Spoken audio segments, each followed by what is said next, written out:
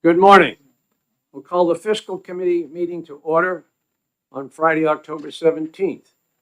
First item on the agenda is the acceptance of the minutes of September 5th. So moved.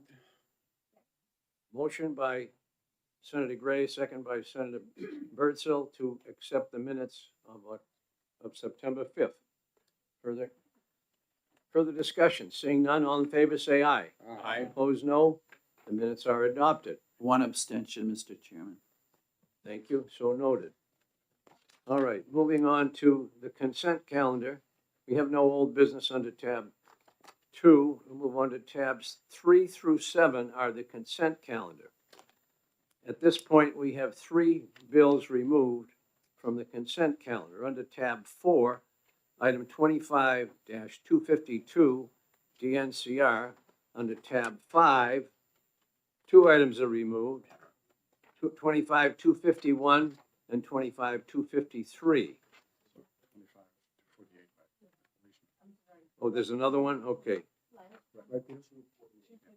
25-248. 4 items to be removed. That 25-248 is also under tab 5. I'll entertain a motion to Move to accept the rest of the items that are still on the consent calendar.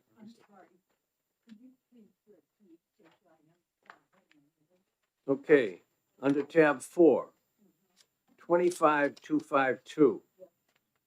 Under tab 5, now there's 3 items. 25-248, Department of Safety.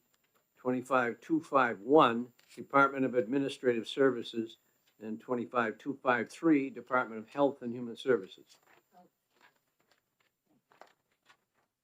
Okay. And I'll repeat my motion to approve the remaining items. Second, motion by Senator Gray, second by Senator Birdsell to adopt the rest of the consent calendar. Further discussion? Seeing none, all in favor say aye. Aye. Opposed, no. That's adopted. So we'll move on now to item under tab 4, 25-252.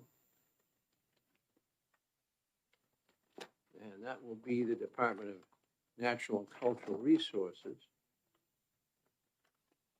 Is there someone here from the department?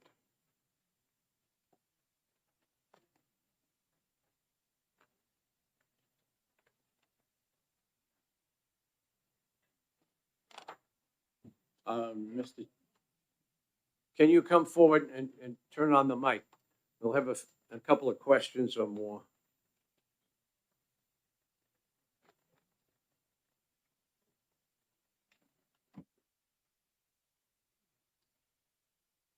Thank you. Press the button so you get a red light and introduce yourself. My name is Bill Gagus. I'm the LBCF Grants Coordinator for the Department of Natural Cultural Resources. Thank you. Question from someone in the Senate. I think it's Senator Waters, having to do with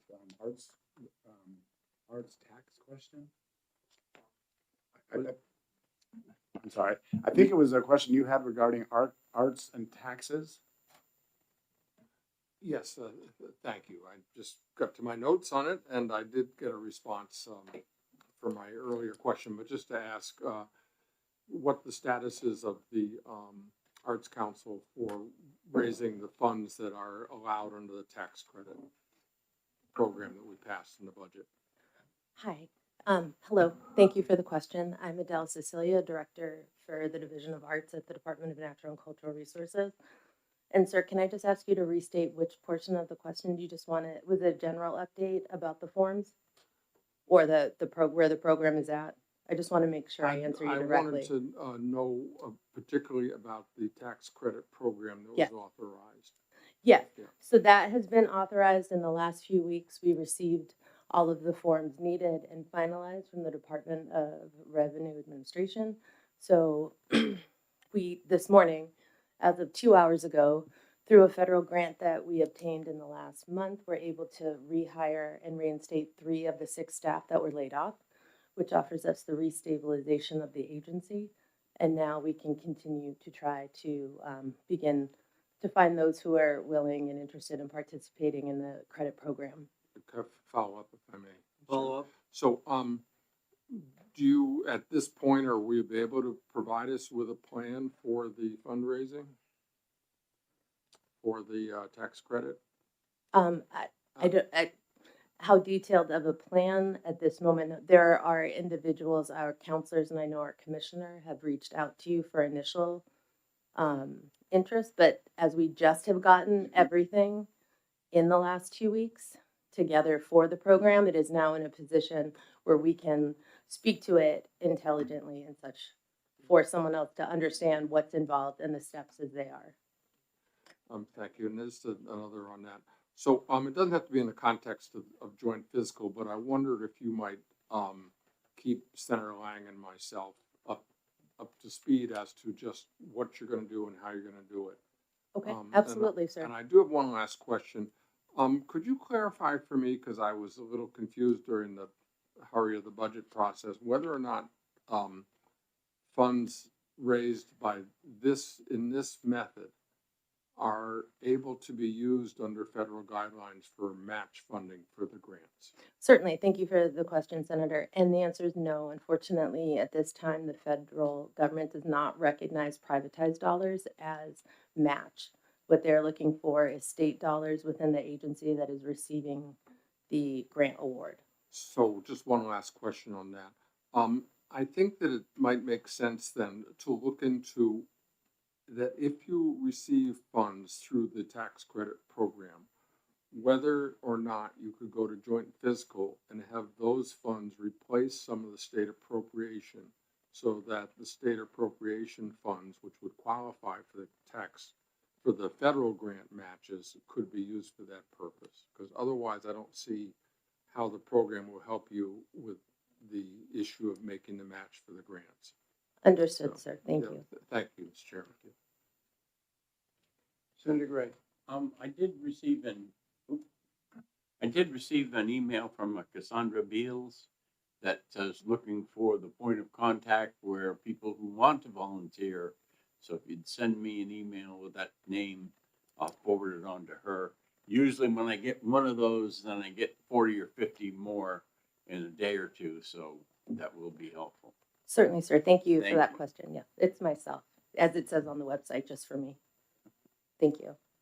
Any other members with a question on the item? Seeing none, I'll entertain a motion to adopt the item. So moved. Senator Waters moves, Senator Birdsell seconds to adopt item 25252. Any further discussion? Seeing none, all in favor say aye. Aye. Opposed, no. That motion is adopted. Item is accepted. Moving on to tab 5. Move to item 248.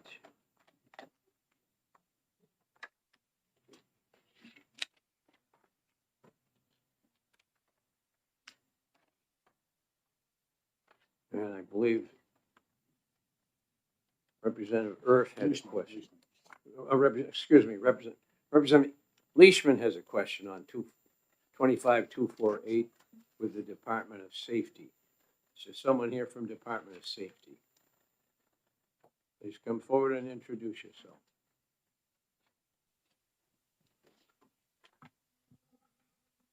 Good morning, Amy Newberry with the Department of Safety. I'm the Director of Administration. Thank you. Thank you, Mr. Representative Chairman, Leishman. and thanks for taking my question. So on pages 14 and 15, there's a note about buying American preference and seeking waivers. I was just curious how often you find that being used as far as waiving the preference of using American products.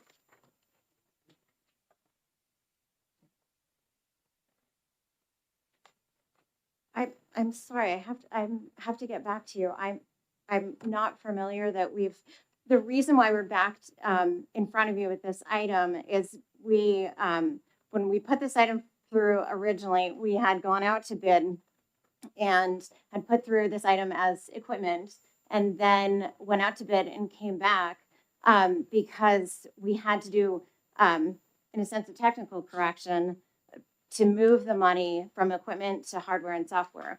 When we went and consulted with the Department of Administrative Services, they had suggested for transparency that we bring it back to the Fiscal Committee to make this move to put the money in the correct areas. That's why this item is in front of you again.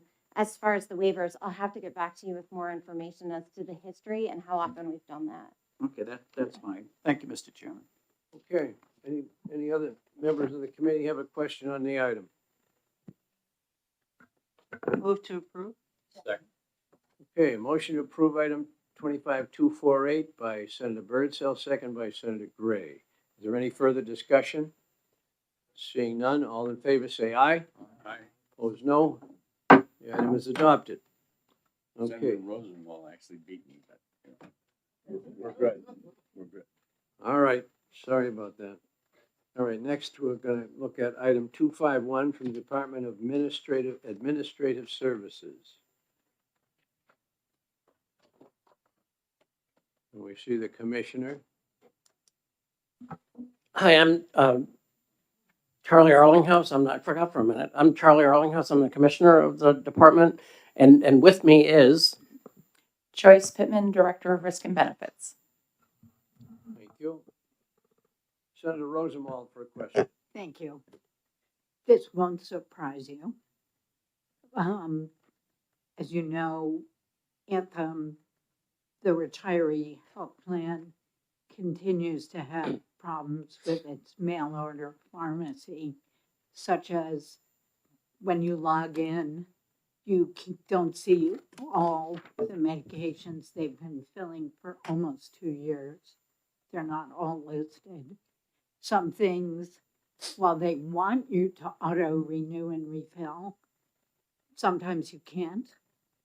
And I'm just curious, I know the contract runs for another year. When can we expect this part of the Anthem retiree health program to work smoothly? I'm going to let Joyce talk about the sort of challenges that they've been facing and working through, and just say, just for everybody's recognition, that it was a very difficult implementation, as some of you know personally. And we're we, regardless of the relative skill of a vendor or not, we have to treat a vendor as a partner and we do everything we can to make them better and create a better experience as good as we can for our customers. And Joyce has a really good team that does a very good job on that. We've been working, and I would say this is not an excuse. It's not like it was a year ago, and which doesn't mean that you're not absolutely right. And there being challenges, and as we learn about things every day, we work on fixing them. But Joyce can talk a little bit about the volume of challenges that we're having, and the sort of continuing efforts that her team. And it's important to note that it really is, while I think Anthem has gotten better at doing this, the lion's share of the credit goes to the Retiree Health Benefits Office, which is Joyce's team, which has done a really, really good job under trying circumstances. Thank you. So you're correct that the challenges that our retirees have experienced are really fresh in their minds. I don't know of any time in the near future that they'll be forgotten. Probably long after that contract has expired and we've moved on into a different contract. As of right now, the system challenges that we're receiving are actually pretty silent from our retirees. We get questions around the time that a prescription needs to be renewed. So every year, a prescription is only valid for 1 calendar year, so they have to renew it. Some of the prescriptions are not prescriptions that they take every day. So I'll just use like a lotion, because that's a one that you get a bottle. So if it's been a certain amount of time, there's a window to renew it. If a retiree hasn't renewed that prescription in that window, it comes off of that website as available for renewal, because Anthem makes an assumption that you're no longer taking it. And I think that's where members are trying to connect members with their providers more to make sure that prescription is needed. So if it says like you should be taking this bottle should last you 1 month, and if a bottle lasts you 2 or 3 months, the assumption is that they're over, the quantity is not correct. So they want you to work back with your provider, or that bottle has expired. So they want to make sure that they're putting safety first. Unfortunately, that creates frustration for the retiree because now they have to reach out to their provider and get a new prescription because of that one little hiccup of it's been more than 30 days. That prescription was only good for 30 days. So that does create some, I'm going to call it learning challenges. And there's also a change in the way Express Scripts used to do things. They would leave your prescriptions online for eternity, even if it wasn't available for refill. Where the Carillon RX prescription website only keeps it there if it is available, so you can click it. When you need to actually get a physician involved, it's not there and visible.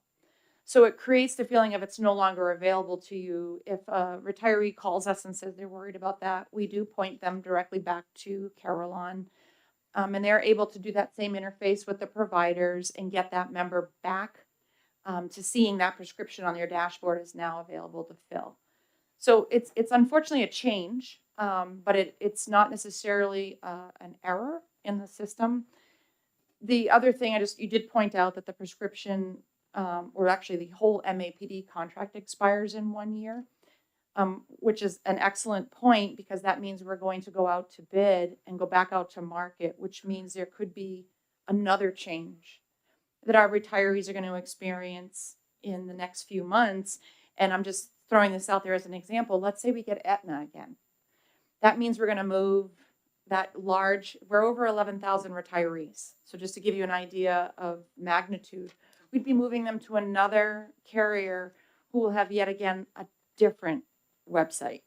So once we get our retirees used to the Carillon website, we may be moving them again to a new carrier, and we're going to experience similar challenges. So it's a very sensitive population, and we're going to help them through it, as Charlie said, through the Retiree Health Benefits Office. Other question? Thank you. So the auto renew and refill, though,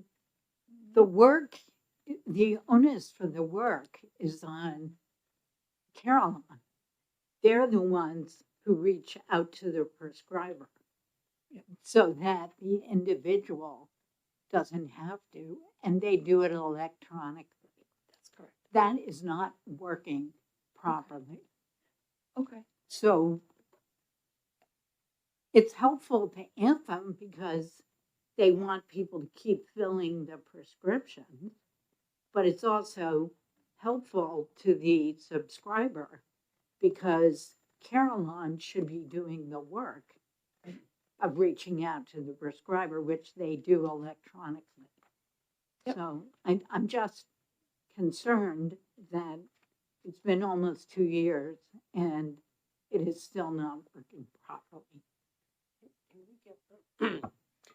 Can I have Joyce talk to you after the meeting and get some specifics about hypothetical individuals, so to speak, and we can follow up in that respect as well.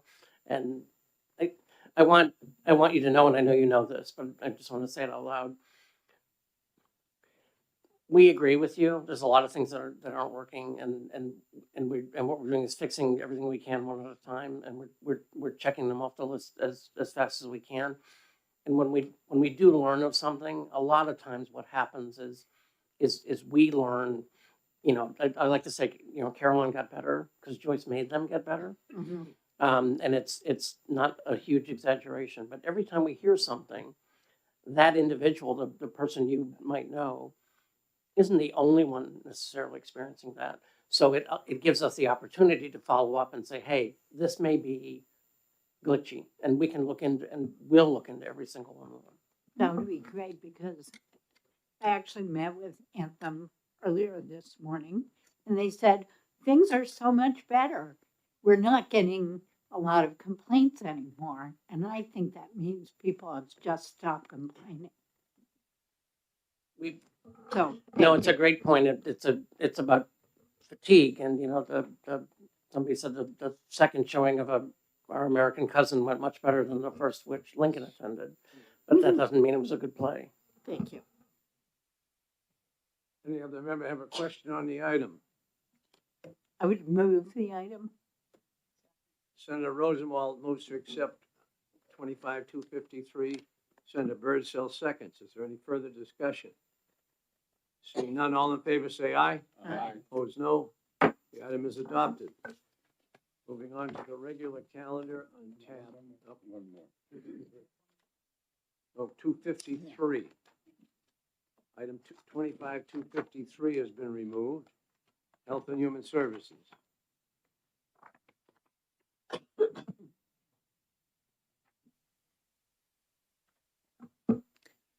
Good morning, Nathan White, Chief Financial Officer with the Department of Health and Human Services. Good morning. Good morning, Ian Watt, Director, Division of Public Health. Good morning. Representative Erf had a question. Thank you, Mr. Chair, and thank you for taking my question. So regarding your September 5th, 2025 DHHS health alert, can you speak to why the department has changed its stance regarding CDC recommendations when previously the department considered them sacrosanct? Specifically, why the department is making contrary recommendations? Good morning. Thank you for your question. So to clarify to the group, the September 5th HON that we released is an annual guideline direction that we give on respiratory virus season and immunizations. It's a guideline that uses peer-reviewed and publicly available data to make sure that our providers have the best available information. We do speak in that document to both CDC recommendations and other national organizations such as the AAP. I'd welcome clarification, Representative Erf, on which specific diversions. Functionally, the recommendations we made largely do align with the CDC. The CDC actually did not have recommendations for certain audiences when that was released. It was a late release for us. We generally try to do that in late August, early September, which is when providers start asking the department, providers start asking, families start calling and asking when I can get me immunizations. The CDC at the time did not have recommendations for certain populations. Since they have released population information, including pregnant women, which now do align with what we push. So I would recommend, request if there's any clarification. I'm happy to answer it. Follow-up? So this is just one of the statements in the health alert. It's the third bullet at the top of the page. Reference and utilize, this is referring to what to look into. Reference and utilize evidence-based recommendations from professional expert medical organizations, ... So I understand those words, and that makes sense. However, what I'm curious about is how is it that the department previously refused to consider evidence contrary to CDC recommendations going back over the past 5 years? So I guess I would need a specific example to be responsive to. I think we generally have been, we have a standard process, which is there's scores of information from national medical organizations and others. We aggregate it. We have medical staff, we have administrative staff, we have professional staff, we have partners throughout the state who review this information, and then we provide guidelines referencing the best information, peer-reviewed data that's standardized, data that follows, standard evidence-based scientific processes. And so I don't think we've diverged from that this year. I don't think we've diverged from that in past years. So I'd welcome an additional question or clarification. Follow-up? Well, okay. Masking, the thing called the COVID vaccine, the use of alternative therapeutics during COVID. I mean, there's a whole variety of things that over the past years, when we've asked about those in this same setting, we were told, oh, no, the CDC does not recommend those, so we can't consider those recommendations. So I can only speak for myself and the representatives from my division and department who I'm aware of. I do know that masking recommendations from the CDC went on much longer than masking recommendations here in the state. I do know that there were various recommendations around the COVID vaccine at the federal level, as they do in this, that continue to align. So I think I'm struggling a little bit without a specific date or contradiction. We welcome further offline conversations. Certainly, our goal is always to provide the best evidence-based information to our providers, to our families, and make sure that we provide access to safe, effective treatments for people throughout the state. The HON that you referenced is really based on access and shared clinical decision-making. That's a term that the CDC has coined this year and has put in throughout a lot of their vaccine recommendations. And that involves making sure that the best decision between a patient and a provider can be made that's something that we've promoted, I think, throughout the past 5 years, and functionally that families and their providers are the ones to make the best decisions for their health. Any further questions from members of the committee? Seeing none, I'll entertain a motion.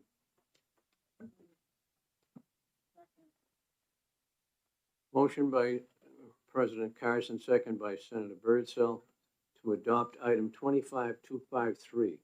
Did I name the wrong people? Was it Senator Rosenwald made the motion, Senator Birdsell seconded it to adopt 25253. Thank you for the correction. Further discussion? Seeing none, you ready for the question? All in favor, say aye. Aye. Opposed, no. The item is adopted.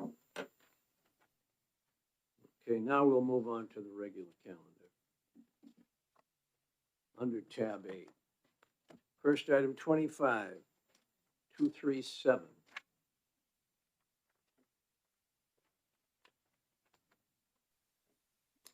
Department of Justice. We see the Attorney General.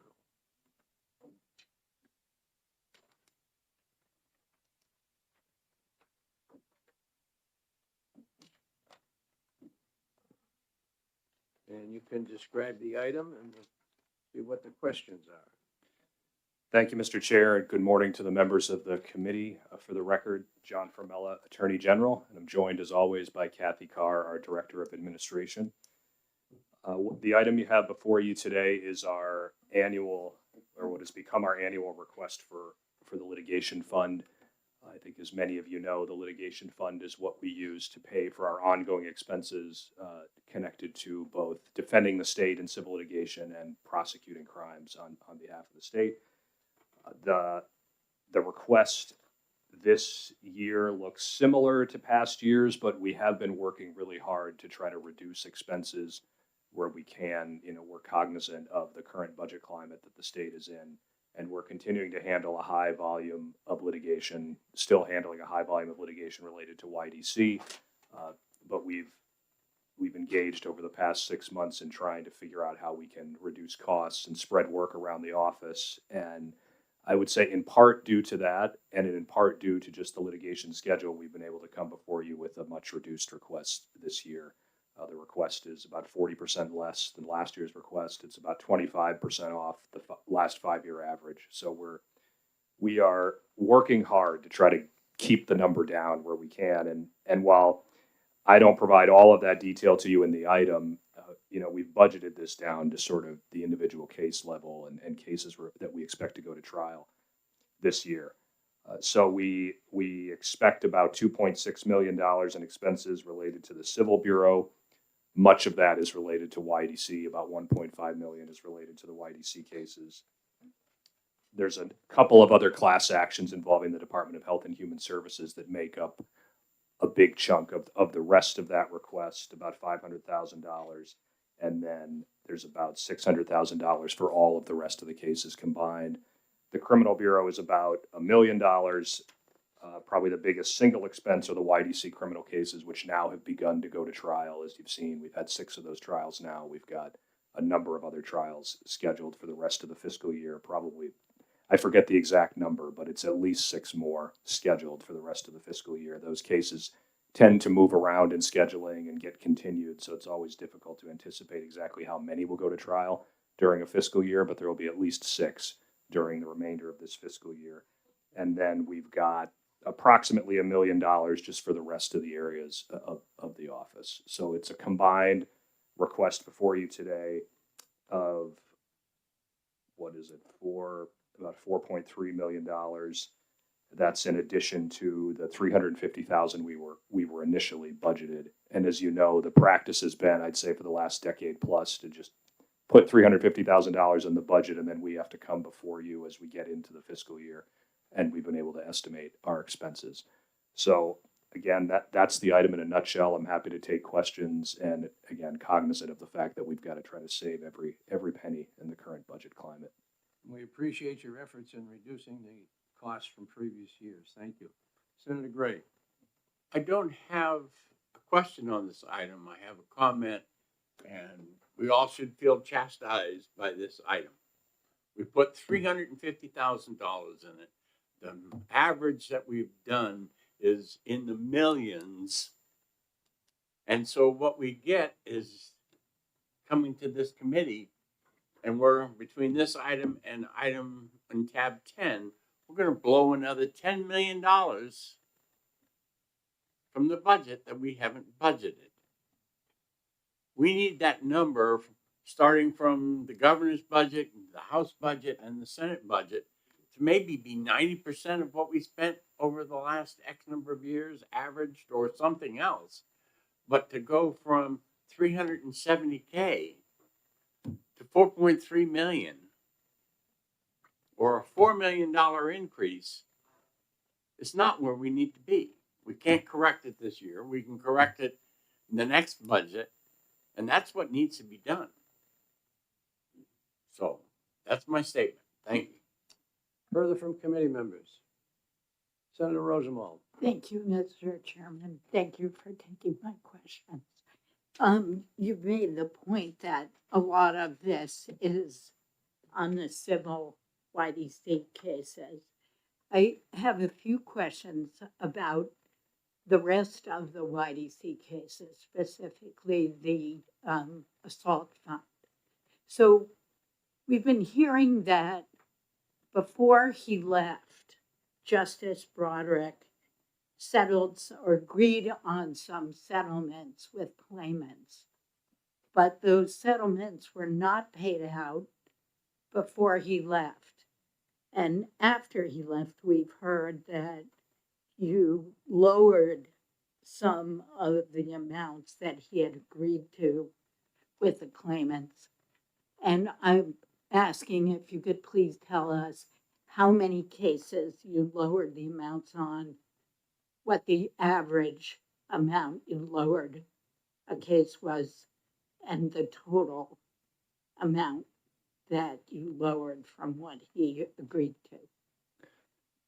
Appreciate the question, Senator. So we don't think that we can get into specifics about that because the confidentiality provisions of the settlement fund, but I'll speak to it. And some of the information has been disclosed publicly by the claimant, so I can speak to that.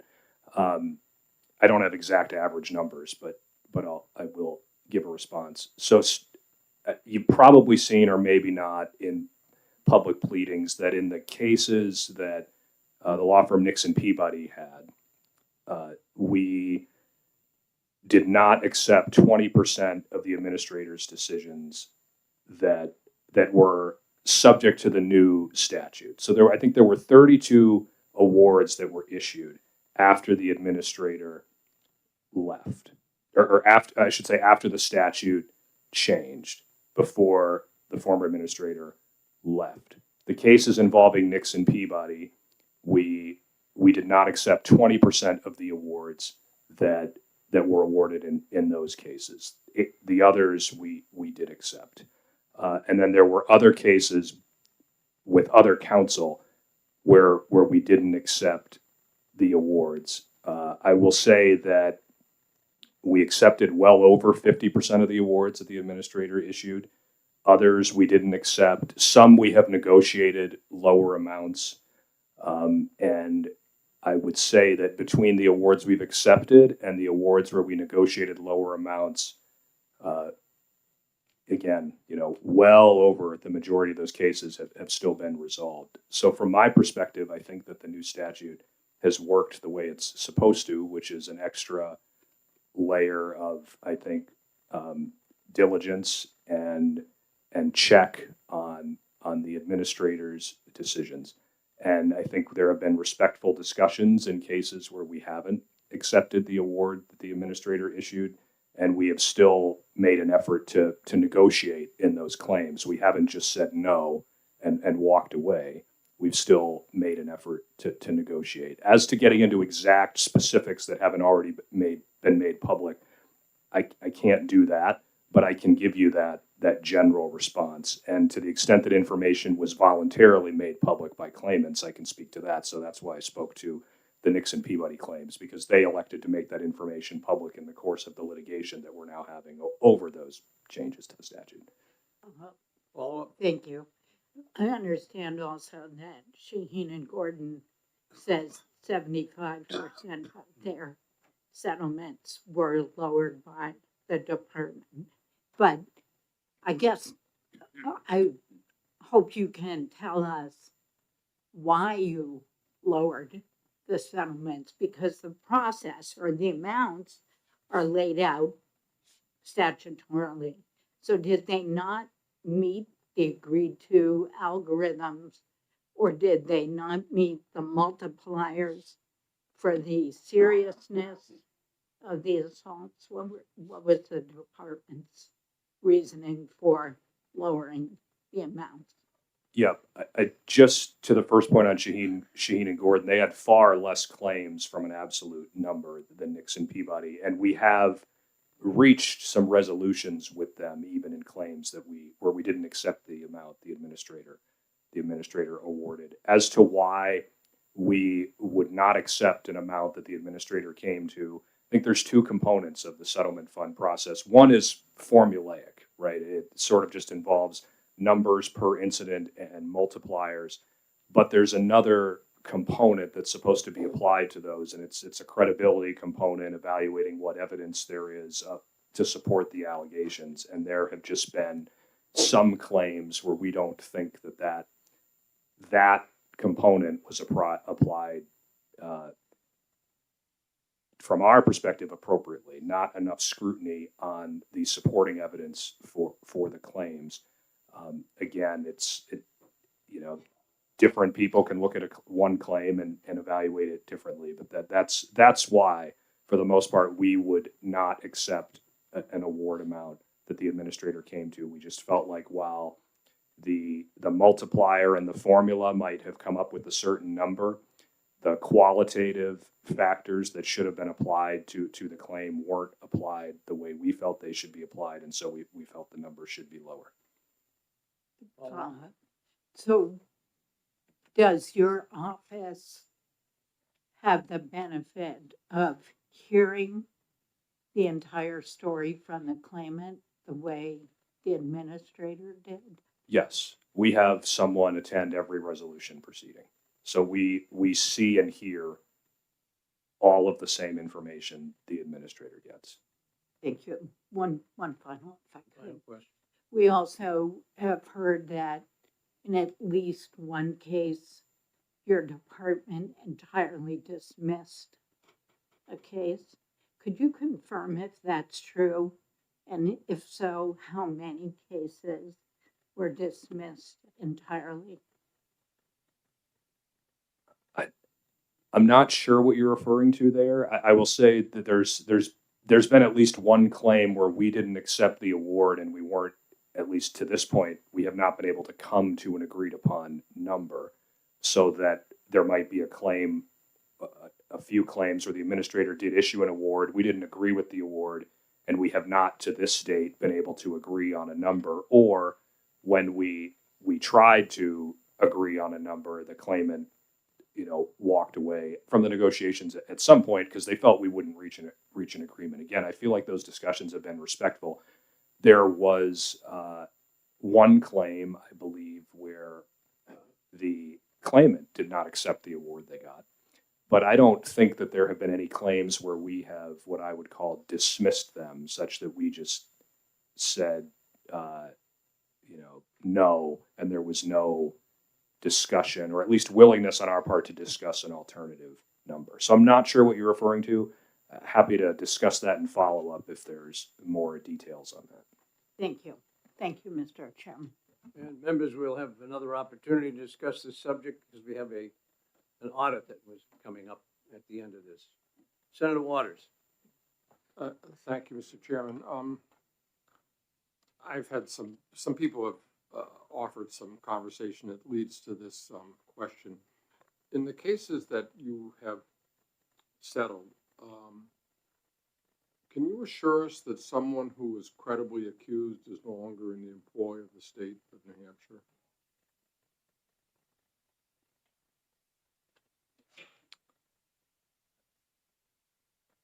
Sitting here today, I can't say that. I don't want to make a representation that I don't believe firmly to be 100% accurate. But I can tell you that if there is a claim against, if there's a claim brought where the information is information we can share publicly or share outside of the settlement process, and there is credible information, appropriate steps are taken to investigate that claim from an employment perspective. And if they're found to be credible, I think appropriate employment action is being taken. I can't sit here today and tell you, though, that there might be an allegation that's been made in one of the 1,000+ lawsuits that is credible, where the process just hasn't played out yet, such to determine that, and that an employee named isn't still employed with the state of New Hampshire. But we certainly are working to make sure that that's not the case once a determination might be made that an allegation is credible. Does that make sense? I'm trying not to if a allegation has been determined to be credible by us, I feel pretty safe in saying, or by HHS through the employment process, I feel safe in saying that person will not be employed with the state of New Hampshire. But that process, in something like this where you've got so many allegations and claimants, it takes time to make that determination for all the claims. And thank you, Chairman. Thank you for that. And I understand the complications, the numbers, and the complexity of that. A related question, and I don't expect an answer to this at this point, but a related question then is, if someone is credibly accused and you've made a settlement that accepts that accusation in terms of making the settlement, then they may be retired, but they may be receiving a pension, and that becomes a question as well. So thank you. Yep. And I do think one clarification is important, is that there is a difference between settling a claim sometimes and making a determination that, the allegation reaches a level of credibility that you need to take employment action. So that, I do think it's important to be careful with that. There may be times when you settle a claim for a fairly low dollar amount, but you decide that it wasn't credible enough to take action against the employee. I think that's rare, but I just want to be careful in making that clear. Yep. Further discussion from committee members on the item. Move the item. Senator Gray moves that we adopt item 25-237. Senator Birdsell seconds. Is there any further discussion? Seeing none, all in favor say aye. Aye. Opposed, no. The item is adopted. Thank you. We'll come back to the subject a little later. Moving on to tab 9. Item 25-249, Department of Transportation.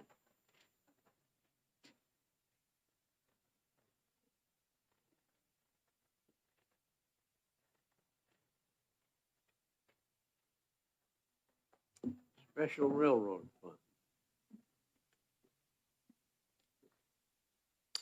Good morning. Good morning. Or good afternoon. We're morning, barely. Good morning. For the record, my name is Shelley Winters. I'm the Deputy Commissioner at the Department of Transportation, and I have Nicole Bryan, who is the Bureau Administrator for the Bureau of Rail and Transit. So the item before you is to request a 2-year appropriation to expend funds for the Special Railroad Fund, which is a dedicated non-lapsing account. The revenues are derived from leases from tenant railroads, from dock leases, from driveway permits, and other uses of state-owned railroad property. So we take the funds in under 22868 in accordance with 22869. We're to come before the Fiscal Committee and Governor and Council to request to budget and expend those funds. The funds are split up between all of our tenant railroads in the department in order for maintenance and repair of those lines, including track maintenance, minor bridge work, and drainage projects. So we're able to partner with the railroads who we wish to encumber the funds for. That's 4 freight railroads and 2 tourist excursion railroads providing services throughout the state to try to quickly respond to any storm damage or to do preventative maintenance on culverts and drainage swales and track surfacing for the safe movement of goods and people throughout the state. Thank you. So are all the funds that are brought in paid out? So the funds that are brought in under statute, we are required to pay 20% of the revenue that's derived from our tenant railroads back to the municipalities through which the railroad lines operate. So every year, on a calendar year basis, we realize that revenue and then pay the towns their proportional share. We do keep a little bit in the coffers, so if we have unanticipated dips in revenue, if we go through another COVID period where there's not as much being shipped or the tourist excursion business sort of bottoms out again, that we can have a stable about $700,000 a year of maintenance work to continue to maintain the lines in a state of good repair. Thank you. Questions from the committee? Move the item. Senator Gray moves to adopt item 25-249. Senator Birdsell seconds. Is there any further discussion? Seeing none, all in favor say aye. Aye. Opposed, no. That item is adopted. Thank I'll you very abstain, much. Mr. Chairman. And so noted that Representative Leishman is abstaining from the vote. Thank you. Okay. Item, tab 10. Item 25-239. Judicial Council.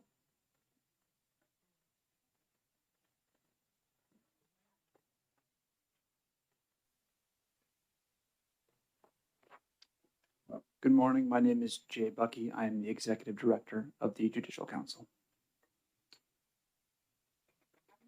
And obviously, this is a routine thing that we always do. You come back to us because we don't know what's going on until we see you and how much you need. It's a little less than some years, so we're happy about that. Is there any further discussion? Senator Rosenwald, and then Senator Gray. Thank you, Mr. Chairman. Good morning. Is it still morning? Yeah, good morning. Morning. Similar to the discussion we had on the litigation fund, this is another area where we have typically under budgeted. And in this particular year, we didn't hire as many public defenders as was recommended. And so we're sending apparently 100 to 200 additional cases per month to assigned counsel, which is a lot more expensive. Am I correct that you have said the long-term additional assigned counsel costs will be between $2.5 and $5 million because we didn't hire those extra 10 public defenders? Yes, that's correct. And I should also add that some of those cases will also go to contract counsel, which are slightly different than assigned counsel, so it'll impact that budget line as well. But that is correct. Follow up. Thank you. It's my understanding that both Nashua and Manchester public defender offices are closed to taking new clients. Is that, how long do you expect that to be the case for?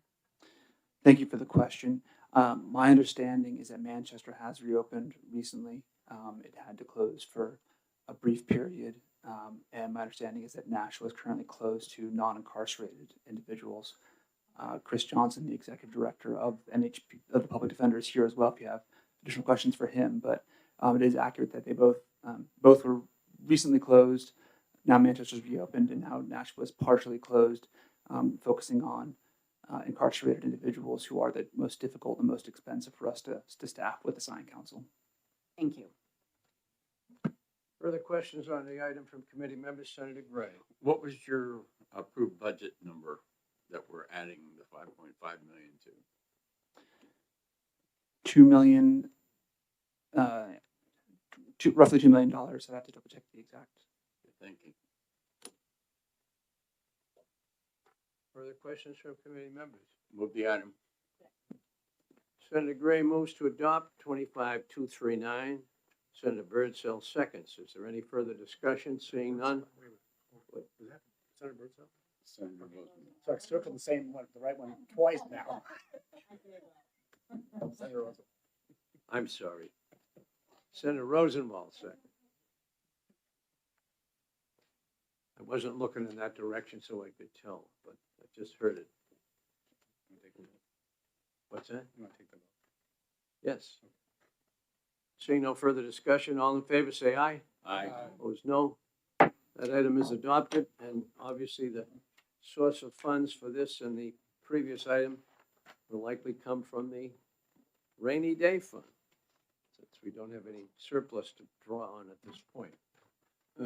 Mr. Chair, certainly I think that we're hoping that the revenues do come in better than they have in the last couple of months, and that this committee will be very watchful of any spending or transfers and allow us not to take all that money out of the rainy day fund. Thank you. Thank you. Further from committee. Okay, moving on to the other items under tab 11. Is there any specific item that committee members wish to have a conversation about?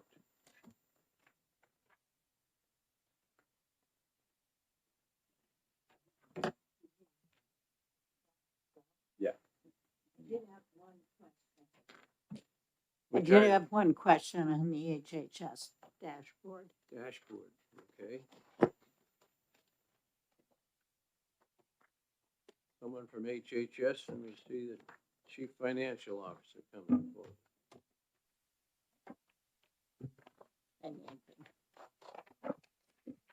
Senator Rosenwald for a question. Thank you. So my question's about the Community Mental Health Center caseload. We were told as a fiscal committee that the caseloads would be accurately reported by September 1st of 2024. And I think that they're still not quite right. Do you have an update?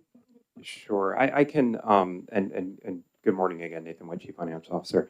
I can touch base with Katya Fox. I know that they've been having conversations and the data folks have been going back and forth. You do see a note in table 8 in the dashboard relative to that. But I don't think a permanent resolution has yet to be reached at this stage.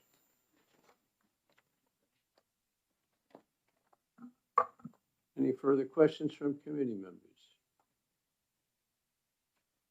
Seeing none. Thank you, Mr. White. All right, any other conversations on the informational materials? Senator Waters. Thank you, Mr. Chairman. I see we have Colonel Jordan here, and I wondered if he would mind coming up and talking a little about the quarterly report and just in general. Once you're up here, Colonel. Welcome. Good morning. Thank you very much. Just to be clear, I am not the financial officer at New Hampshire Fishing Game. Yeah. But I'll do my best. Thank you, Mr. Chairman. So, Colonel, here's our quarterly report, and we're Yes. heading into the winter, of course. And I just wanted to get your sense of how you think we're doing in terms of the adequacy of funding for the search and rescue. Sure. Thank you for the question. It's a topic that we've had numerous discussions at the legislature and at personal levels with many representatives and senators, and I appreciate the interest. It is an important duty. It is in better shape today than it's been in many years. The Hike Safe card is doing well. We can always use more for equipment replacement, but I'm finally at the point where I'm starting to purchase equipment using actual search and rescue funds, which I was never able to do before. That's appropriate in my mind, to use that money for those expenses. So it is doing better. The number of rescues is climbing. I don't know what the reason is for that, other than more and more people are coming up. If you saw Columbus Day weekend, it was a perfect example of it. I think we've hit the social media platforms with advertising the beauties of the state. And I think that has pulled a lot of people up. So I see it increasing in the future, and I'm looking at Hike Safe and some other ways to maybe sustain that money.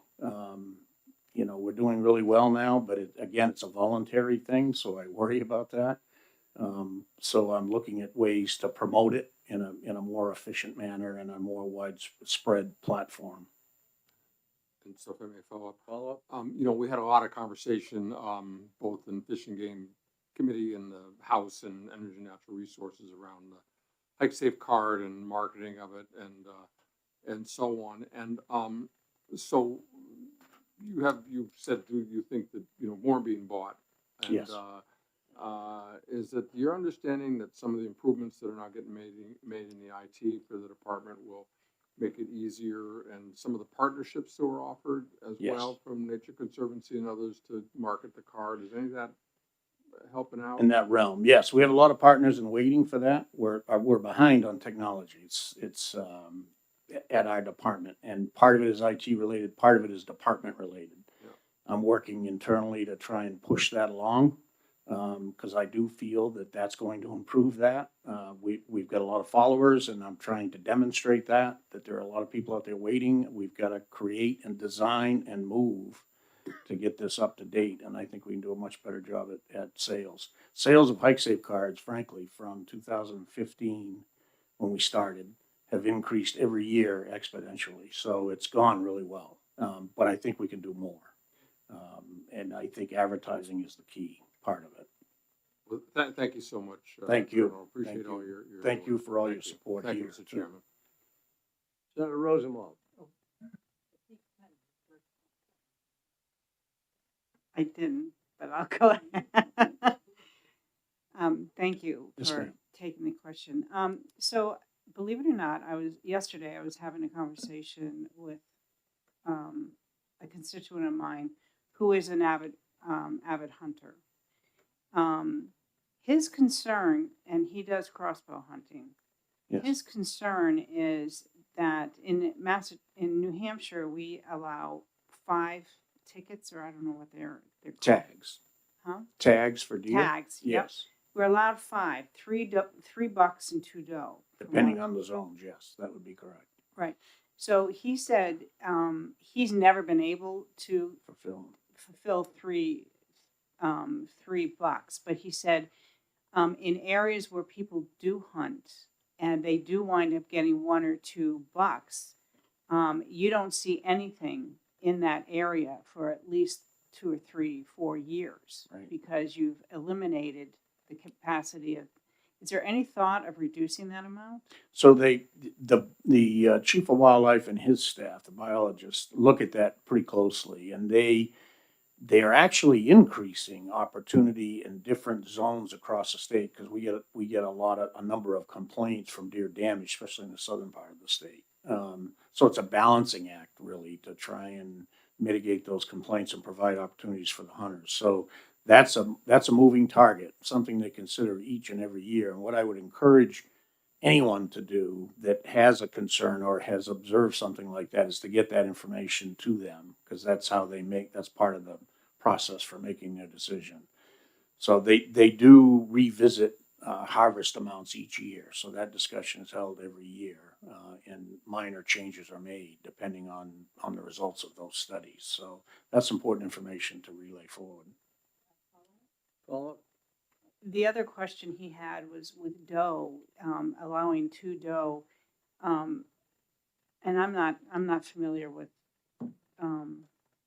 how old the babies are. Right. But he said at this age, if they've had it in the spring, if they had babies in the spring, they're not really heavy enough and capable enough of standing on their own. Why would we be selling tags for 2 doe? So again, it's herd control more than anything, and they actually will. A fawn that was born in the spring by this time of year, frankly, will survive if outside predators don't get to them. They become pretty self-reliant fairly quickly. So we have does that get hit by cars and fawns that are left, but they will do really pretty well. It's those first couple of months that are critical. So there isn't a concern for that. And I think when they increase the doe harvest, it is really a tool to manage those levels of our herd that the public has told us they want. So we have that 10-year wildlife management plan where a number of different people are involved in making those decisions based on input for herd size.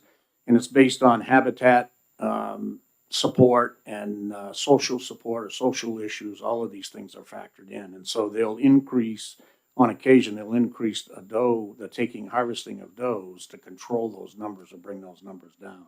So that's another one that fluctuates each and every year. But contrary to popular belief, small deer that were born, fawns that were born in April or May will survive on their own now. In fact, we're about to release the fawns that we picked up in early spring who lost their mother. And we're about to release those back into the wild. So they do pretty well. They're pretty resilient. Yes, ma'am. Senator Rosenwald. Thank you. Thanks for taking my Yes, ma'am. question. So yesterday there was the first measurable snow on Yes. Mount Washington. Yes. So you know where I'm going with this. Yes. By September 1st, Fish and Game was required to have online snowmobile Yes. registration Yes. up and running. Yes. And is it up and running? It is. So it Yay. is up. Well, so I should tell you that has changed a bit. So the initial proposal that we planned was up and running. The governor has since asked us to make that an instant registration.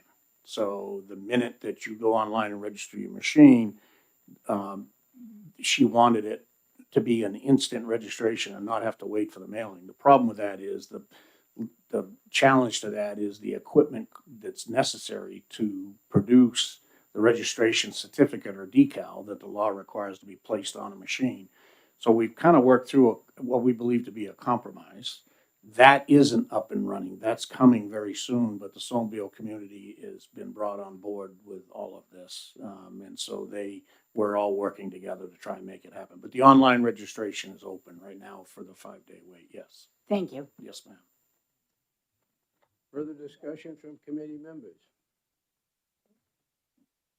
Welcome, It's Colonel. always a pleasure, Mr. Chairman. And I'm delighted at having been involved with this Hike Hike Safe Safe. card from its inception, and you know you were there as well, Yeah.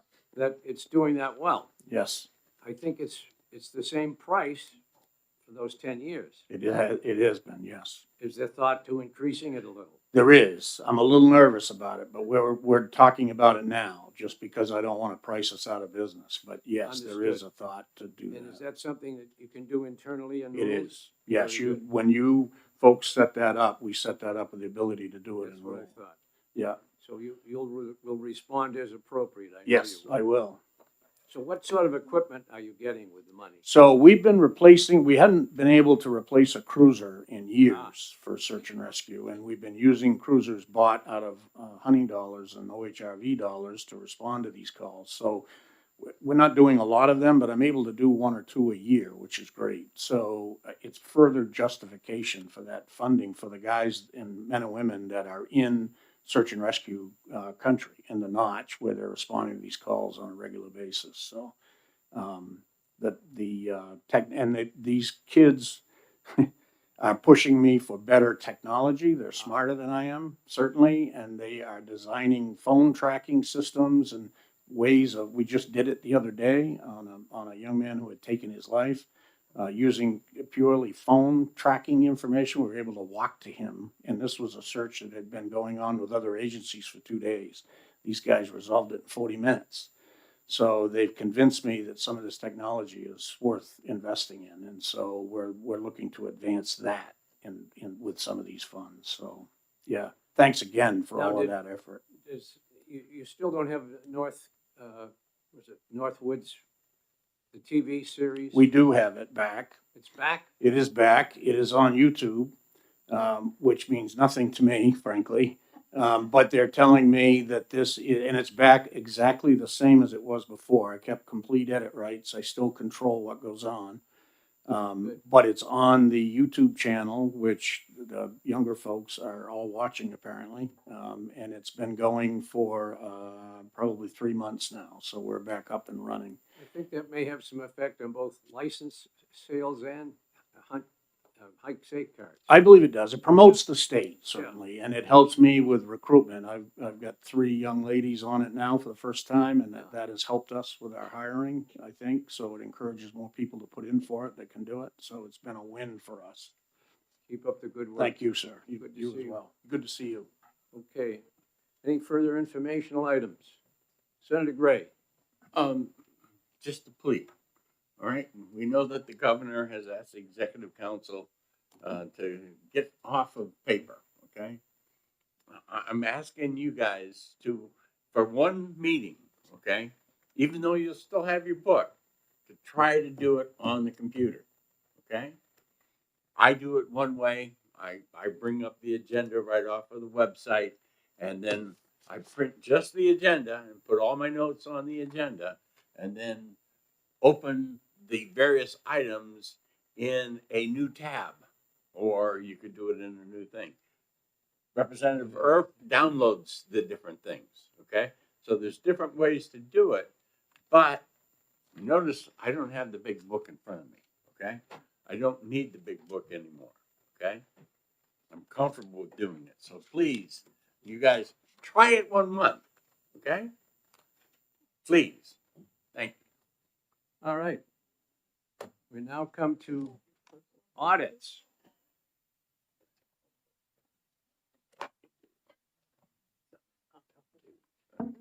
We done? No, we're gonna do audits. We need a quorum. No, if some of you are leaving, before you leave, let's set the, next month's. Oh, no, the person next to you got up and walked out. I thought we were done, that's why, but his stuff is here, so you can do that when he gets back, Mr. Chairman. They're all coming out, so. All right, you're not all gonna get up and leave. No. Thank you. No, we're here. All right. We're ready for the audit.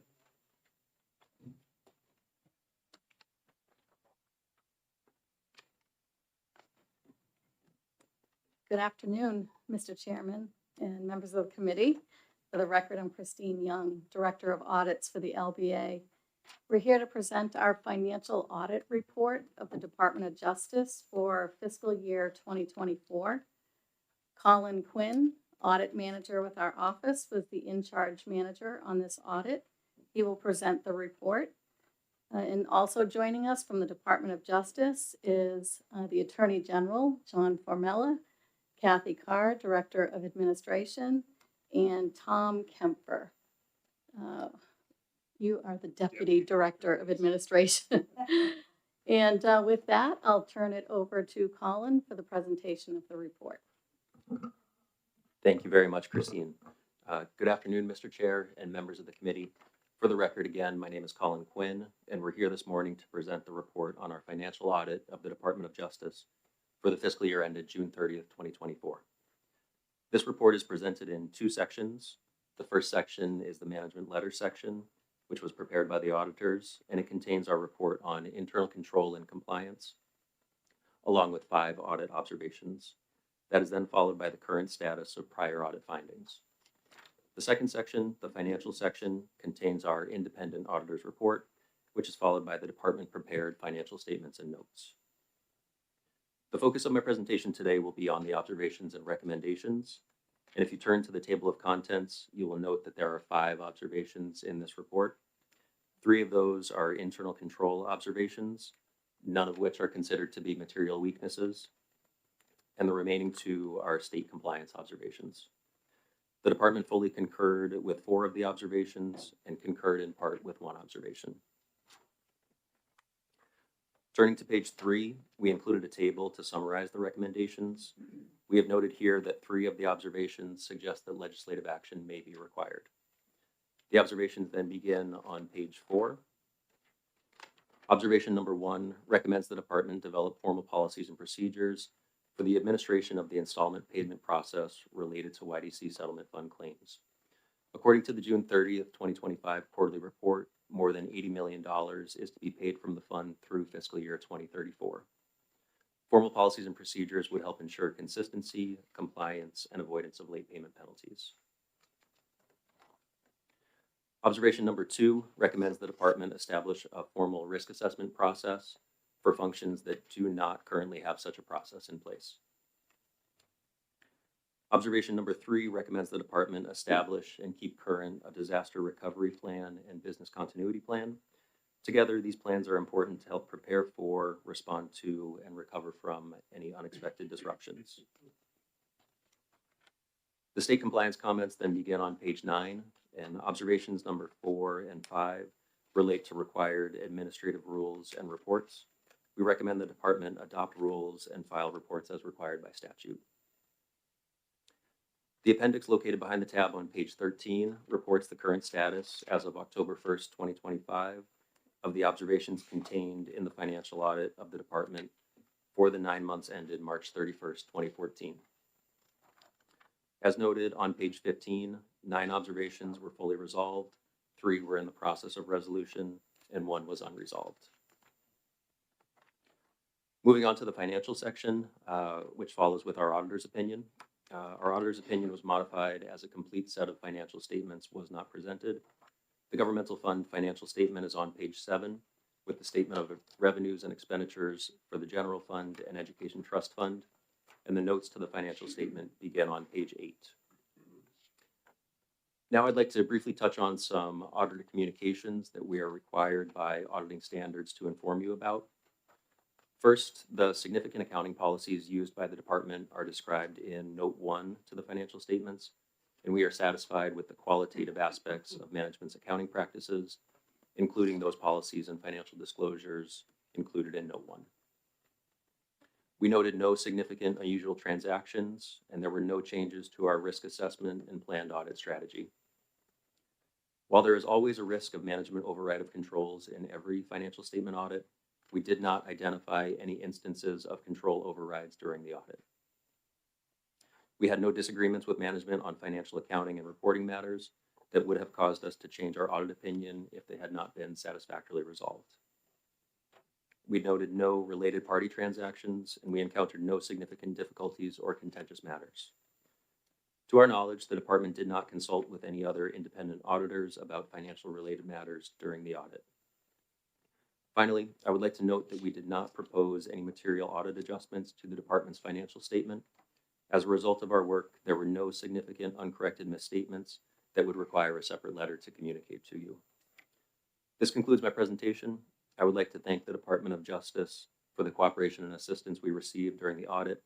The Attorney General and his staff were very responsive to all of our requests and comments, and we would be happy to answer any questions the committee may have at this time. Auditor Quinn, is this your first time presenting before this committee? It is not. I believe it's my 3rd or 4th now. Oh, good job. Thank you. Questions from committee members? My questions are for the Attorney General's office when we get to that. When we get to them next. All right. Thank you very much. We'll now hear from the Attorney General.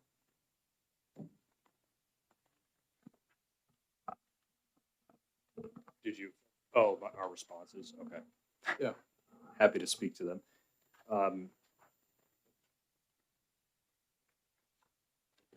Yeah, I might start with the compliance items, and then to the extent we have responses to the first 3, defer that to Kathy Carr.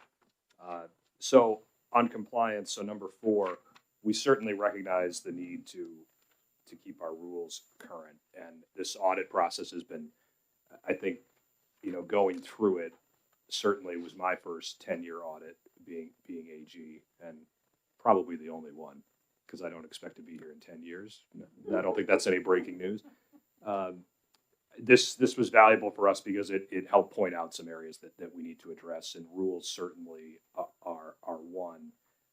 That work is already underway. We're working to determine what rules we think we need to seek a legislative amendment for to either repeal rules or at least allow us to adopt policies and protocols and not use formal rulemaking. The one I want to address specifically are the protocols for rape kits and domestic violence protocols. I just want to assure the committee that the department has detailed, thorough protocols for that. For whatever reason, the statute calls for formal rulemaking for those protocols, but that statute's been on the books for decades, and the department has never put those protocols into formal rules.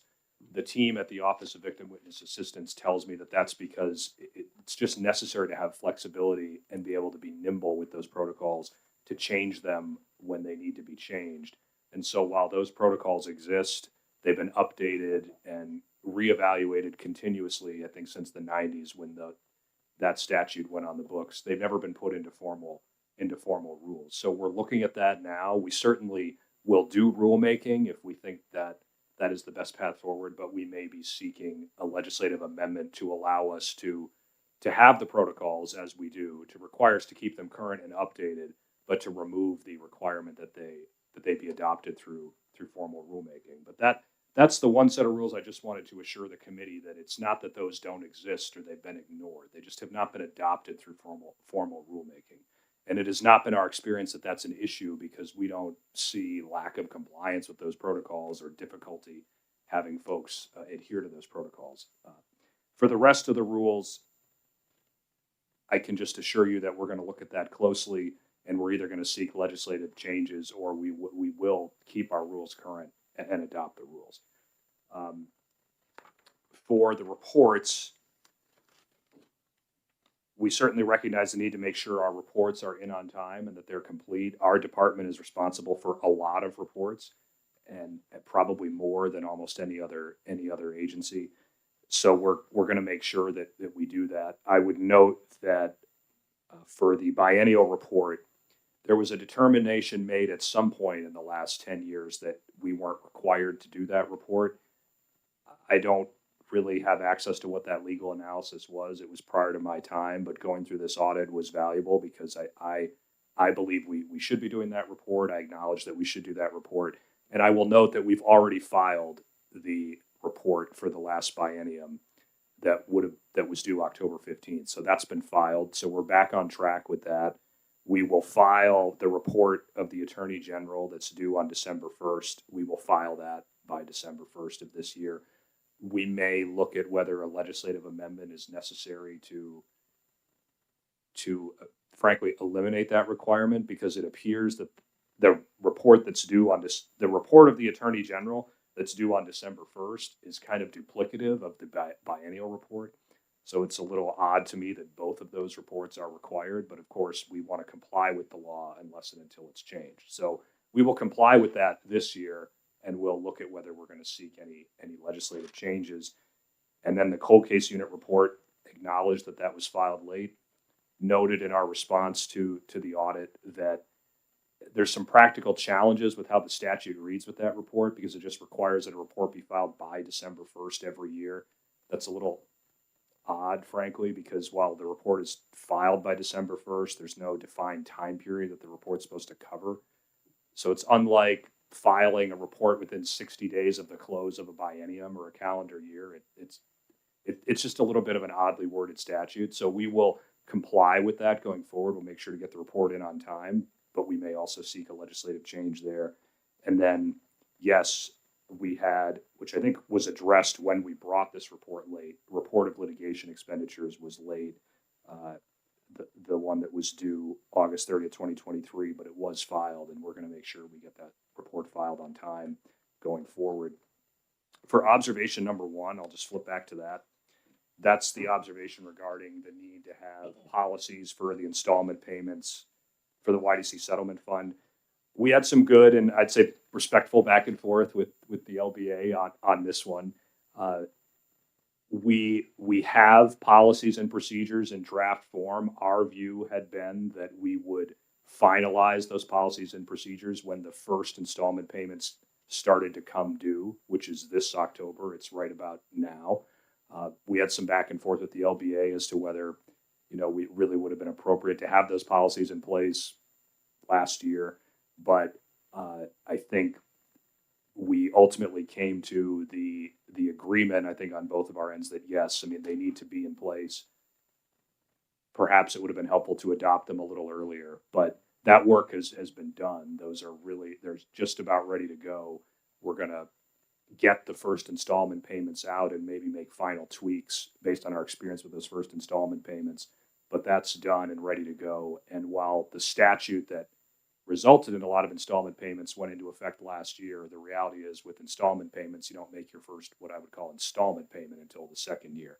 Otherwise, the payments are just like any other lump sum payment. So that work has been mostly done and is ready to go. But I wanted to cover that because I think the back and forth on this and the finding on this was not a disagreement as to whether we should have these policies and procedures. It was more about the timing and exactly when we would adopt them. But they're ready to be in place and they're ready to be applied to the installment payments that begin this October.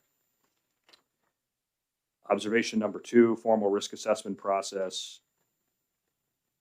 We concur with that, and we're going to make sure that we have it in place. And I think it says right there in the response that we'll have that in place by June 30th of next year. And same with, I believe, observation number 3. We agree that we need to have these in place or at least keep them continually updated and reviewed. And our continuity plan was reviewed in 2022. Certainly acknowledge that there weren't as good a records of that review having happened as there should have been. And also that the review perhaps didn't catch things that it should have caught, but we're going to make sure that process works better going forward. So that's my general response, but I'm certainly happy to take any questions on it.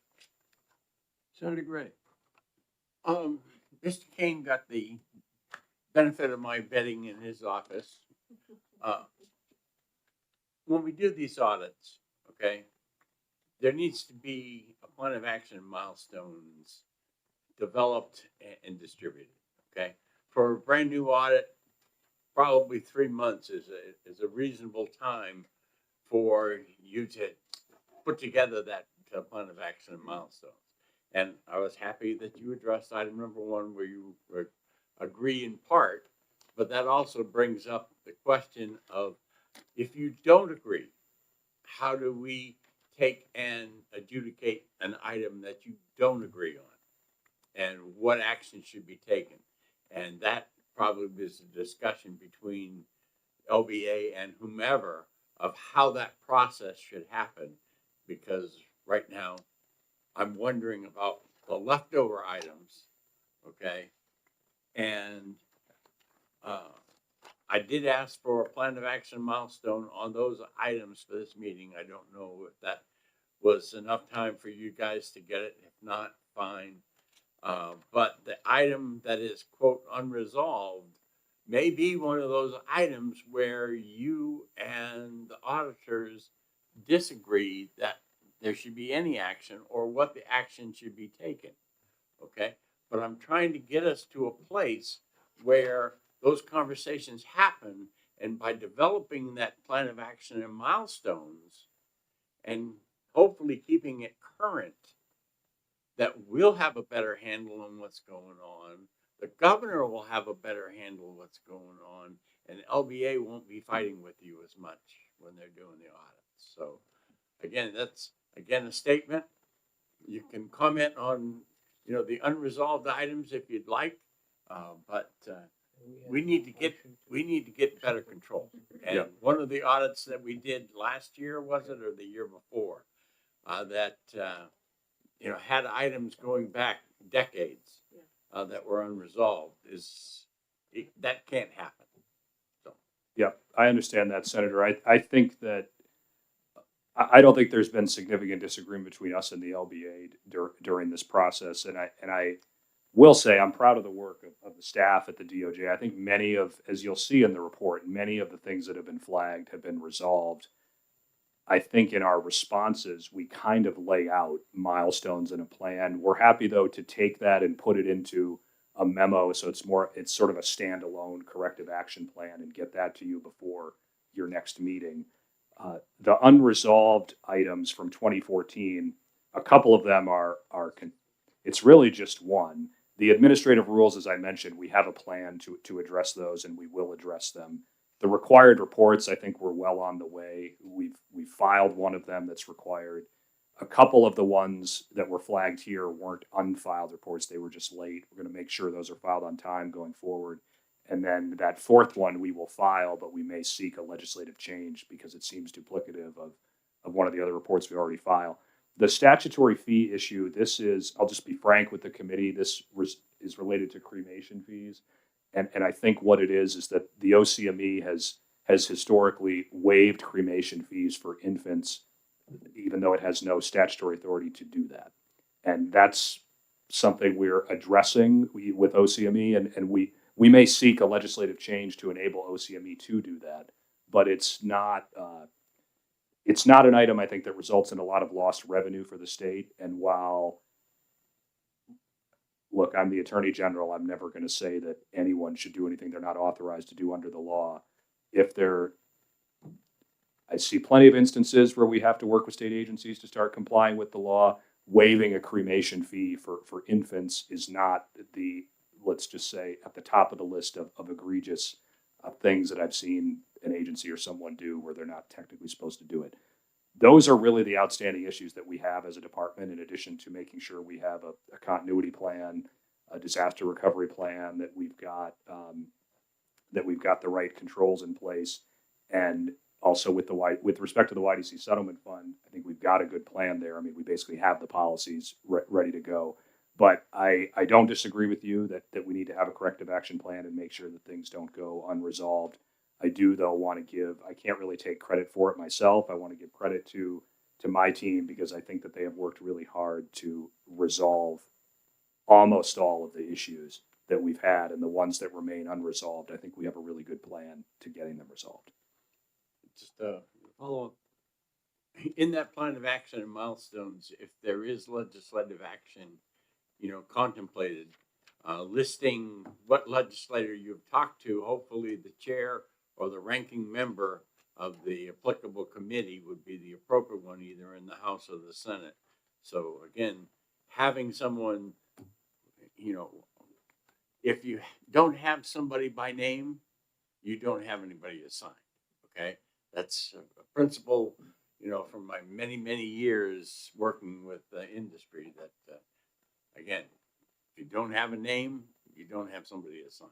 Yep. Yeah, the timing of the audit, this particular audit, it puts us in a little tricky spot with legislation for 2026, but we'll certainly work.